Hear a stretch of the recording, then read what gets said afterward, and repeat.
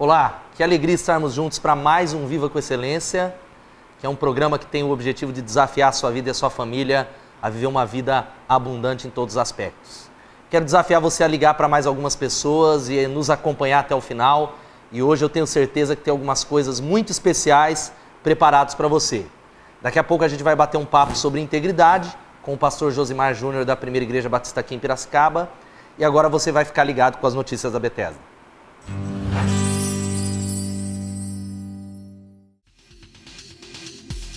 Venha descobrir que juntos somos melhores. Campanha 40 dias de comunidade. A partir do domingo 19 de outubro, às 18h30 no Clube Atlético Piracicabano. 40 dias de comunidade. Somos uma igreja em células e semanalmente nos reunimos nas casas em dezenas de endereços. Venha participar conosco. Quer saber mais? Nos envie um e-mail para celulas@batistabethesda.org.br ou ligue para 3421-5618. Venha participar conosco das nossas celebrações todos os domingos às 18h30 no Clube Atlético Piracicabano. Sempre uma palavra prática para a sua semana. Nas nossas celebrações temos culto para crianças de 0 a 9 anos e tradução do culto para os surdos. O clube fica nos seguintes endereços: Entrada 1, na Avenida Brasília 571, ou Entrada 2, na Rodovia SP-304, no quilômetro 167. Venha com a sua família. E acompanhe a Bethesda nas redes sociais. No Facebook, Igreja Batista Bethesda. No Twitter, @IBBethesda. E no YouTube, Batista Bethesda. E acesse o nosso site www.batistabethesda.org.br. Igreja Batista Bethesda, uma igreja em células em que é proibida a entrada de pessoas perfeitas.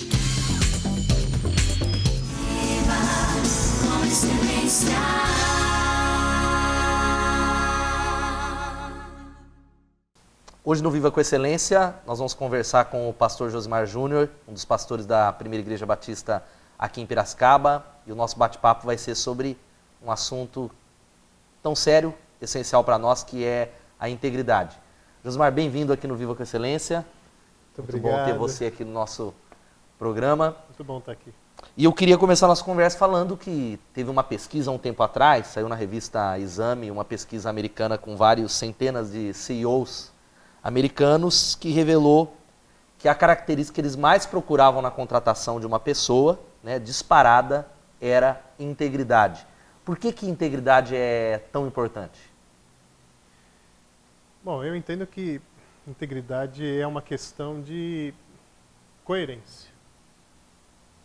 Integridade, eu acredito que por definição, pelo menos no que eu entendo como definição, é ser inteiro em todo o tempo, em todo lugar. E é impossível você ter confiança em alguém que não é inteiro, que você não conhece por inteiro, que você não sabe se ela vai se apresentar por inteiro, dependendo do lugar onde ela está, para manter uma coerência de relacionamento, uma coerência de trabalho, uma coerência de convívio. Então eu acho que é uma característica muito interessante mesmo. O difícil é julgar. Como que um CEO vai julgar a integridade, quem é íntegro numa entrevista? Mas pelo menos é o que eles esperam, né? Falar, se fosse para escolher, é o que eles mais esperavam. Porque também eu acredito que a integridade, a gente vai discorrer essa conversa, que é amplo, mas é essencial para todas as áreas da vida, né? Você casa com alguém esperando que... Eu espero, e aí eu casei com a minha esposa esperando dela fidelidade e vice-versa. Aí essa é a pergunta que eu volto para você. A integridade é essencial para todos os relacionamentos? Eu acredito que sim. Relacionamentos, pelo menos duradouros, é necessário integridade. Agora, a integridade está muito relacionada a valores, quadro de valores. O que nós entendemos como caráter. E eu tenho um entendimento de que nós não somos o que o nosso caráter determina, mas nós determinamos o nosso caráter. Então, integridade no relacionamento é o que você escolhe eticamente para fazer de acordo com o quadro de valores que você tem, mas você não está submisso a esse quadro, você está Ou seja, no controle desse quadro. Tem muita gente que fala, o camarada, o caráter dele não é muito bom, então é como se fosse um karma, não pode ser mudado, né? Mas eu acho que o certo seria dizer as decisões dele não são muito boas.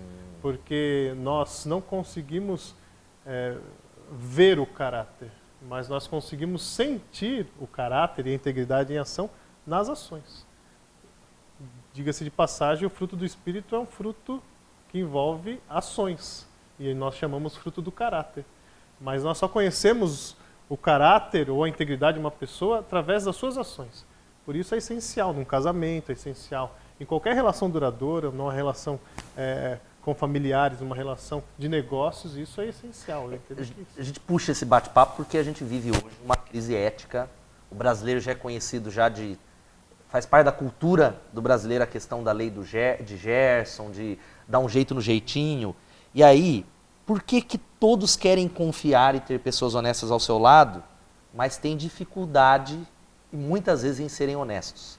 Se perguntar para qualquer pessoa, por mais honesto, ele se indigna quando alguém o engana. Mas às vezes ele não tem essa indignação com ele mesmo quando ele vai enganar alguém. Mas aí eu entendo que é aquela questão que a gente comentou já, né, em algumas conversas anteriores, em relação a quem é o seu juiz. Quem é a sua vara de medir. A partir do que você mensura quem você é. E à luz disso você vai mensurar também quem são os outros. Então, quando você vai colocar essa régua sobre você, ela é uma régua bem frouxa, bem ampla, e aí você admite certas coisas. Mas quando você vai colocar essa régua sobre outros, você reduz, você estreita, você exige aquilo que você provavelmente não vê em você mesmo, mas porque se você é o juiz, então você estabelece os parâmetros. E é algo que eu falo sempre na igreja, talvez acho que entra nisso que você está falando, que às vezes nós somos muito brandos conosco e rígidos demais com as outras pessoas, e deveria talvez ser o contrário, não sei se você concorda. Por isso que nós precisamos buscar um juízo maior, um juízo alheio, e no caso da Bíblia, um juízo perfeito, que é o juízo de Cristo sobre as nossas vidas. Quando a gente se coloca debaixo desse mesmo juízo, todos nós nos colocamos no mesmo ponto. E aí as relações, elas se equivalem, porque nós percebemos que nós não podemos julgar o outro pela nossa medida, mas julgarmos-nos pela medida de Cristo. Então eu acho que é importante que aí crie objetividade até nesse processo, né? Porque a gente vive um tempo de relativismo, de que não, é relativo isso. Para você pode ser, para mim não. Então a palavra de Deus baliza a integridade. Baliza, e essa subjetividade tem sido muito prejudicial nas nossas relações éticas hoje em dia. Porque a subjetividade está muito ligada, eu entendo, hoje em dia, ao prazer. Ninguém quer sofrer, ninguém quer sentir dor, todos querem sentir prazer. E aí quando eu subjetivo as coisas à luz do meu prazer, eu vou agir em detrimento a você, em detrimento a outra pessoa, em detrimento a qualquer um que esteja ao redor. Então, é essencial que a gente tenha um parâmetro superior, um parâmetro maior, um parâmetro que nos equivale. Você me falou dessa questão do prazer, e eu concordo. E uma das facetas, ou uma das faces, um dos lados da integridade, ou o conteúdo da integridade é a verdade. Que não tem como você falar, eu sou íntegro, mas eu não tenho um compromisso com a verdade. E aí eu ia fazer uma pergunta, qual que é a grande dificuldade? Isso eu estou falando no geral, que a gente vê que parece que é algo tão natural para as pessoas não falar a verdade. Existe mentirinha branca? Então, a questão da verdade o tempo todo é a questão da exposição, né? Nós buscamos não nos expor diante daqueles que nós não conhecemos. E nós buscamos, por outro lado, também não nos expor diante daqueles que nós conhecemos muito. Então, nós vivemos um mundo em que é mais fácil você buscar relacionamentos virtuais com quem você nem imagina quem seja, você acha que está seguro nessa relação, você se expõe ali e depois você desliga o computador e volta a viver a sua vida da mesma maneira, sem ter essa preocupação de que as pessoas o julguem, pelo menos as pessoas que você convive. Nesse aspecto, eu acredito que mentiras brancas, né, que são falsas verdades ou meias verdades, elas são um meio de proteção, que é injusto. Eu acho que é injusto. Você fala se proteger da verdade, talvez de quem eu sou, Se Das pessoas descobrir que, de repente, ó, o Ricardo, ele é uma pessoa que eu não gosto de quem ele é. Sim. Se proteger do que as pessoas acham ou do que as pessoas vão pensar que eu sou. E aí eu começo a amenizar a verdade, exatamente, para me proteger e para não deixar que essa ideia se feche. Porque eu tenho medo de que, se essa ideia se fechar e alguém tenha um pensamento que não me agrade, aí eu vou entrar em prejuízo. Aí entra o prazer que você falou. Antes da gente continuar, eu vou fazer uma pergunta, a gente vai lá nas ruas fazer uma pergunta para as pessoas, que eu vou falar aqui um outro assunto que eu falei, que o brasileiro é conhecido pelo jeitinho. É óbvio que o Brasil, a gente já abordou num dos programas aqui, tem uma das cargas tributárias mais altas do mundo. É verdade. Aí a gente vai para o outro extremo, que é a pirataria, por exemplo. Não, se o produto ele tem essa quantidade de impostos, eu posso piratear. E as pessoas acham isso normal, algo comum. E a gente vai lá nas ruas agora ver a opinião delas a respeito desse assunto tão polêmico. Okay. Confira já. As pessoas querem arrumar um meio de ganhar dinheiro muito fácil, né? Isso daí é uma máfia, atrás disso é uma máfia, pirataria. Acaba atrapalhando a venda dos CDs, dos cantores e tal, dos filmes, eu não concordo. O jeito deles ganhar dinheiro, né? Se ele não tiver pirataria, que é? Eles vão trabalhar do quê? A necessidade de um trabalho qual a pessoa não tem, ela opta por vender, entendeu? Para poder ter uma sua renda familiar, então ela não tem a capacidade de conseguir um emprego desejado. O povo não tem trabalho, não tá roubando, né? Tá... Aí é errado, do outro lado é errado também, né? Mas fazer o quê? Já acompanhou? E eu queria fazer essa pergunta para você aqui. Esse assunto da pirataria, que daria vários programas, mas pirataria tem a ver com essa questão da falta de integridade? Talvez é copiar algo que é do outro, reproduzir algo que é do outro? Eu entendo que a pirataria no nosso país ela é uma consequência. Primeiro que é crime, né? É um crime, né? A gente já tem que deixar claro que é um crime. Mas ela é uma consequência de uma degradação cultural, social e filosófica. Eu entendo assim. Por quê? A pessoa não tem condições de sustentar a sua família. Ela vai buscar um emprego que não é um emprego formal, um emprego informal. Dentro da informalidade, ela vai buscar aquela que ela tem mais facilidade para adquirir e vender, para transitar, para ganhar o dinheiro mais fácil. E dentro desse escopo, dentro dessa característica, ela vai partir para a pirataria. Então é uma degradação geral. Eu vejo a pirataria como assim, o fim, um dos fins do caminho da integridade. E aí a gente até fala, a gente viu a reportagem aí, que é polêmica, as pessoas têm opinião, mas eu acho que a integridade, não é ser perfeito, a gente falou aqui, mas é ser coerente. A gente vê as mais variadas justificativas. As pessoas falam, não, mas é só um CD, eu não tenho dinheiro para comprar. Como é que a integridade fica em xeque numa situação como essa? De acordo com a palavra de Deus, né? Sim, fica... Especialmente de acordo com a palavra de Deus. Nós reclamamos que nós pagamos impostos e que o nosso governo não devolve, não retribui o tanto que a gente paga de imposto.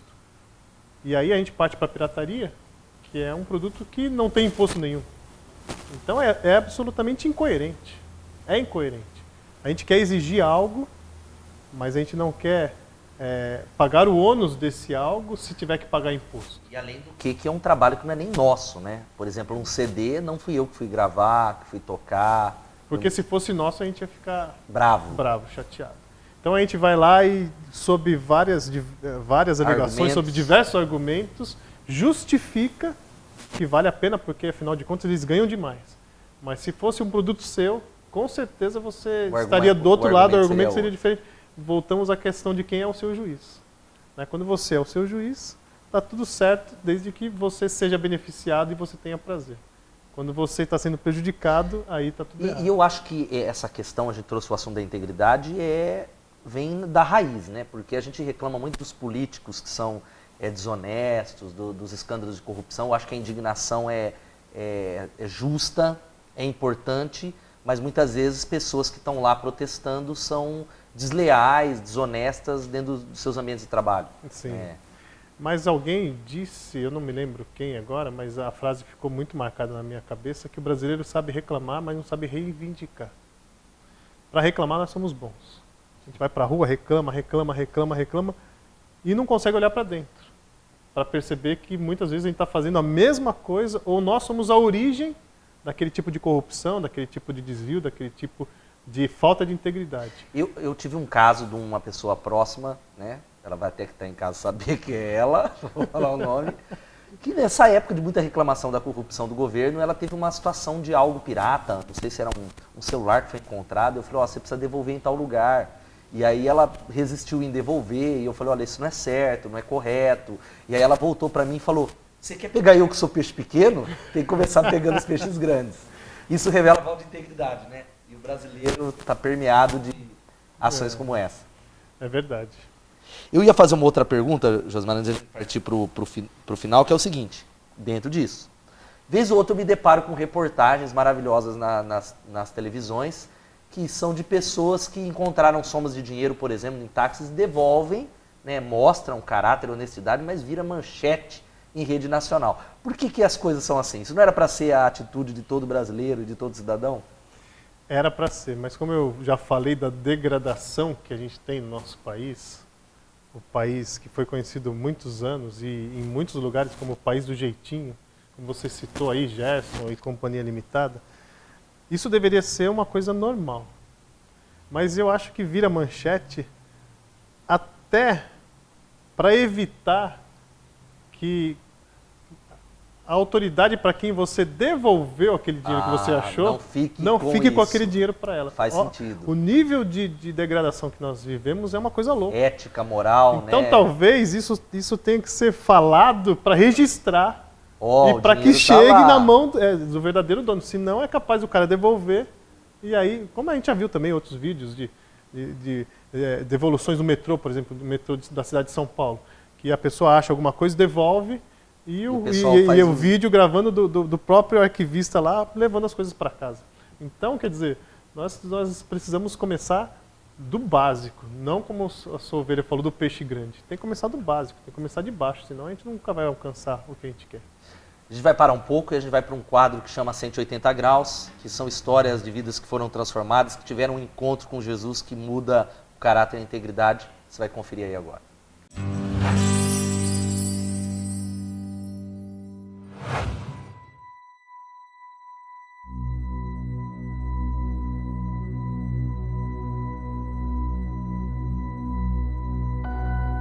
A minha vida se resumia em um vazio muito grande. Eu tentava suprir o vazio que tinha dentro de mim através do trabalho. Eu era bandeirinha de futebol e tentava suprir esse vazio que tinha dentro de mim através de jogos, viagens, através de trabalho, bebida, balada, através de bens materiais e não conseguia suprir esse vazio. E até que um dia eu falei, nossa, eu preciso mudar, eu preciso tomar atitude na minha vida, porque eu vi que as minhas próprias convicções não estavam me levando a nada. Aquela vida vazia que eu estava vivendo não agradava a Deus. Aquele vazio que eu estava vivendo, eu só ia conseguir suprir com Jesus. E foi aí que eu entreguei minha vida para Jesus e abri mão do meu sonho. A arbitragem sempre me privou de ter uma frequência assim, nos cultos. Eu lembro que a primeira vez que eu vim, eu me senti muito amada, assim, as pessoas me recepcionaram muito bem, me abraçaram, eu senti algo diferente ali. Poucas vezes você vai encontrar pessoas que te amam de verdade, e ali eu encontrei pessoas que me acolheram. Eu abri mão dos meus sonhos para servir os sonhos de Deus, e Deus me honrou. Hoje eu sou completamente preenchida pelo Espírito Santo, hoje eu sou uma pessoa completamente transformada e Deus ele tem me honrado a cada dia. Eu agradeço a Ele por me tirar das trevas e trazer para a luz. Distante de Jesus, você vai ter sempre esse vazio dentro de você e só Ele pode suprir. O mundo não vai conseguir suprir o seu vazio.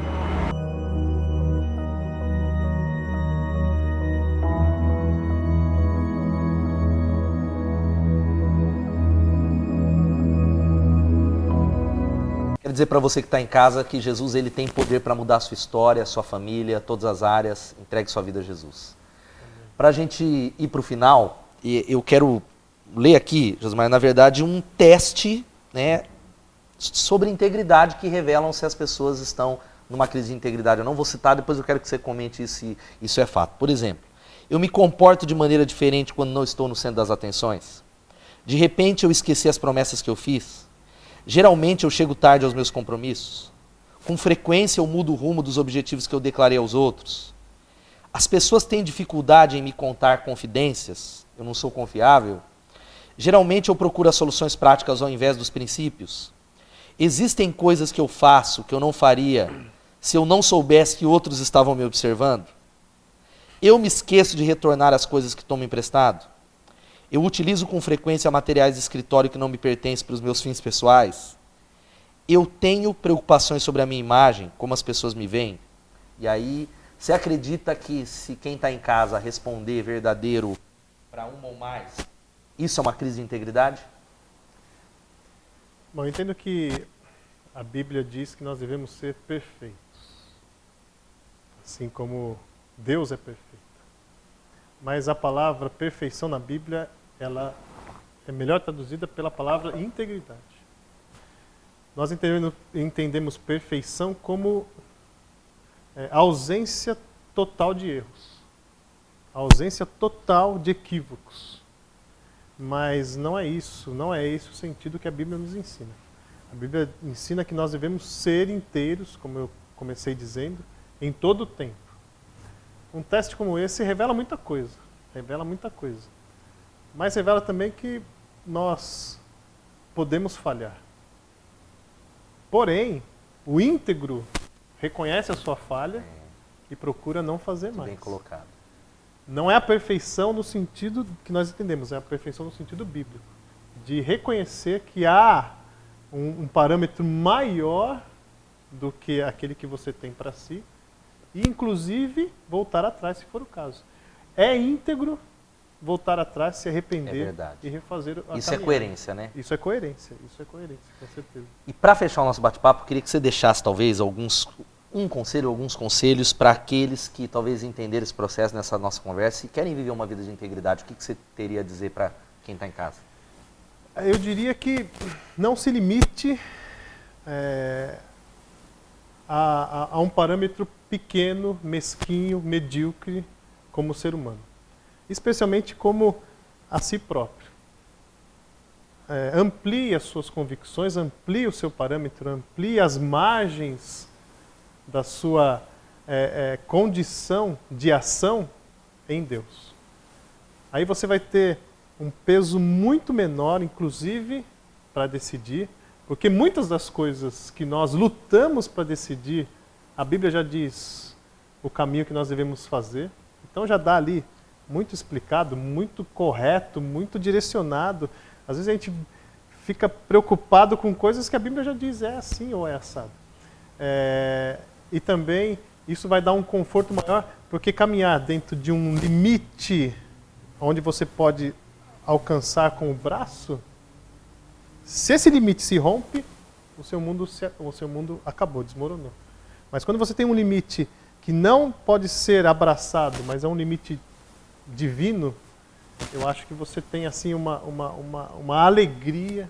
É um caminho de crescimento. Um caminho de crescimento, uma vida que não se contém a certas regras ou certas fórmulas mágicas, e você vai agradar a Deus com certeza se baseando nesse Deus que é ilimitado, nesse Deus que pode te dar tudo aquilo que você precisa. Para dizer para você que está em casa, a mudança que você tanto quer na nossa nação, que nós ansiamos, vai começar através da integridade. É verdade. E eu quero agradecer pela sua participação aqui, que eu tenho certeza que abençoou, esclareceu, o assunto é amplo. E como a gente faz em todo programa, eu quero indicar um livro para você que está em casa, esse livro do Dr. Henry Cloud, que é Integridade, que fala sobre as facetas da integridade. Você pode adquirir lá na livraria da Bethesda Sonho com Amanhã, funciona de segunda a sexta, das 8h30 às 17h30, e no final das nossas celebrações. Esse é um livro espetacular. Você vai agora ficar com Percepções, que é uma palavra voltada para o seu coração, que ela possa abençoar você.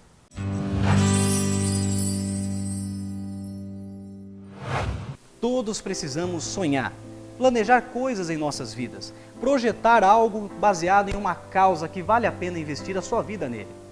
Nossos sonhos, projetos, aquilo que nós imaginamos lá na frente deve nos dar um combustível para viver. E a minha pergunta para você é, você se sente realizado? Você se sente como alguém que construiu algo de valor na sua vida? A palavra de Deus me fala de um homem chamado Neemias. Lá no primeiro capítulo do seu livro me conta a história de que Neemias, ele é gerado no seu coração um sonho da restauração do povo de Israel. Neemias, ele tinha tudo para ser o homem mais frustrado da história, mas ele, em primeiro lugar, ele decidiu sonhar.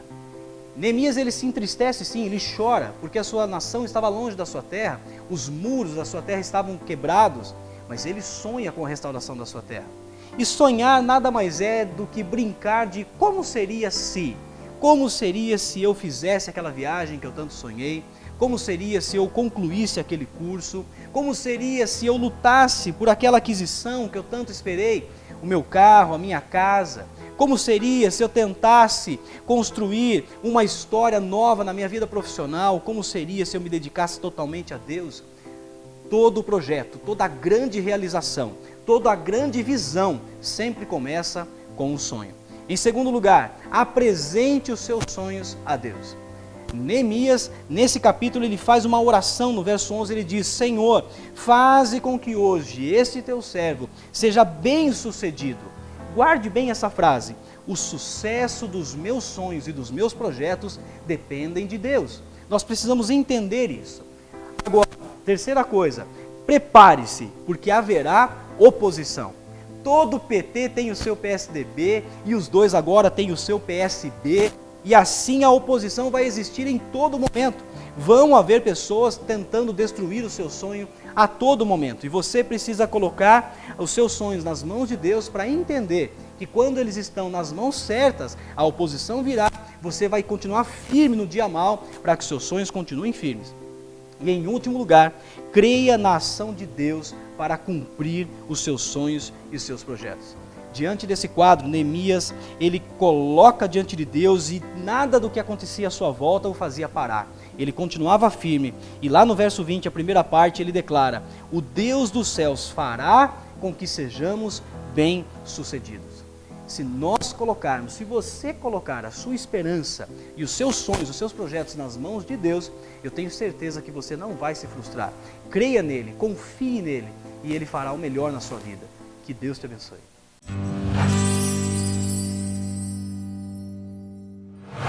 Chegamos ao final de mais um programa Viva com Excelência. Eu quero agradecer a sua audiência, a audiência da sua família, e eu espero você semana que vem nesse mesmo horário. Sábado nós temos a reprise a partir das 17 horas. Continua divulgando o nosso programa, espalhando para os seus amigos. Lembrando que ele está sempre durante a semana na íntegra nas redes sociais e você pode compartilhar e talvez espalhar para o maior número possível de pessoas. Também eu quero desafiar você a mandar sua sugestão para o vivacoexcelência@gmail.com, vivacoexcelência@gmail.com. Eu espero você também, todos os domingos às 18h30, lá no Clube Atlético Piracicabano. Eu quero orar por você, eu quero ter o prazer de conhecer você pessoalmente e nós aguardamos você lá. Fique com Deus, uma semana abençoada. Até a semana que vem. Viva com Excelência.